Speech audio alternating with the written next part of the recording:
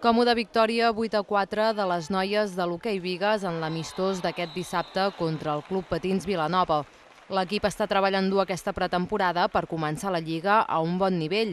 La principal novetat és la incorporació com a entrenador d'Albert Bou, jugador del primer equip masculí que entra en lloc de Chiqui Carmona. És un repte complicat perquè el Chiqui ha deixat una feina molt ben feta i a partir d'ara hem d'intentar seguir-la, intentar millorar una mica amb aspectes tàctics, la manera d'atacar i tal i qual.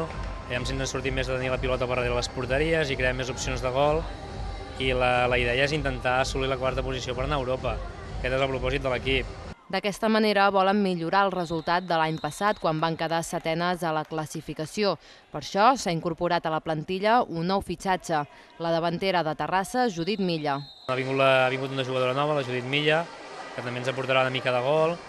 I treballar i molts partits de pretemporada per anar acumulant minuts i esperem que tot surti bé.